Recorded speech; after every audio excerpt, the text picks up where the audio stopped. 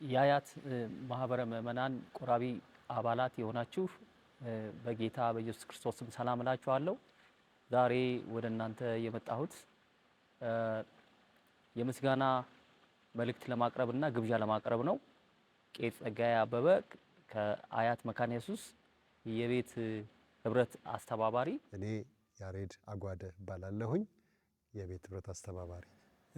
ስሜ ዮሴፍ አስፋው እባላለሁ የቤት ህብረት አስተባባሪ ነኝ። ባለፉት 4 እና 5 ዓመታት እግዚአብሔር እጅግ ረድቶን መጽሐፍትን እያጠናን ነው ያለነው በቤት ህብረት። እነዚህ መጽሐፎች የኤፌሶን መጽሐፍን አጥንተን ጨርሰናል። አብረን ደግሞ በቤት ህብረት ኤፌሶን ሲጠና በማህበራችን ሮብ የኤፌሶን ትምህርት ይሰጣል። እንዲሁ አሁን የሐዋርያት ሥራን እያጠናናለን። ሮብ የሐዋርያት ሥራን ደግሞ በሮብ ላይ እንማራለን። በአሁኑ ወቅት 43 የጥናት ቤቶች አሉ። በእነዚህ ጥናት ቤቶች ከ600 በላይ አባላቶቻችን የእግዚአብሔርን ቃል እያጠኑ ይገኛሉ። ስለዚህ እግዚአብሔር ቅዱስ ቃሉን እንድናጠና ጤናን ስለሰጠን ቤት የሰጣችሁትን ሰዎች አስጠኚዎችን፣ አጥኚዎችን ይህንን አገልግሎት የምታስተባብሩትን ወንድሞችና እህቶች ሁሉ የማህበሯን ሽማግሌዎች እና ካህናት ሁሉ ላመሰግን እወዳለሁ።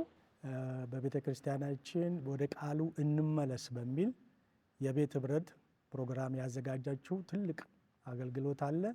በዚህ ላይ የቤት ህብረት አስጠኚዎች፣ ምክትል አስጠኚዎች፣ ዋና አስጠኚዎች እንደገና ደግሞ ቤታችሁን ለዚህ አገልግሎት የሰጣችሁ በሙሉ ሰኔ 27 10 2018 በምናደርገው የሙሉ ቀን ፕሮግራም ላይ ሁላችሁንም በእግዚአብሔር ስም ለዚህ ፕሮግራም እንድትመጡ እንጋብዛችኋለን። በዕለቱ የእግዚአብሔርን ቃል የምንሰማበት ዝማሬ አገልግሎት አለ። የተለያዩ አገልግሎቶችም አሉ። በዚህ ላይ አበክረን የምንነግረው ቢኖር ማንም መቅረት እንደሌለበት ነው። በተጨማሪም በቤት ህብረት የጥናት ላይ ያልተሳተፋችሁ ወንድሞች፣ እህቶች፣ እናቶች፣ አባቶች ካላችሁ እናንተንም ስለምንቀበል በዚህ ደግሞ የሚያስተባብሩና ይህንን አገልግሎት የሚመሩ ስላሉ ለነሱ ስማችሁንና ስልክ ቁጥራችሁን ትሰጣላችሁ።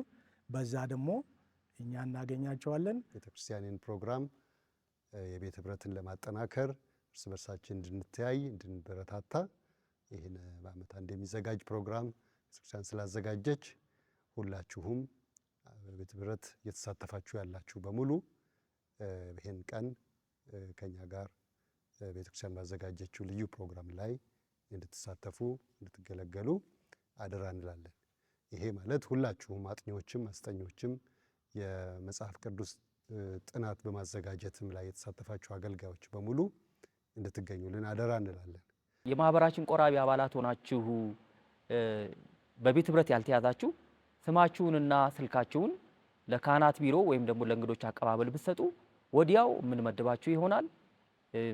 የማህበራችን የቤት ህብረት ዓላማው አባላት በሙሉ በቤት ህብረት እንዲያዙ ነው እና በመጨረሻ አንድ ቃል ላነብ እፈልጋለሁ።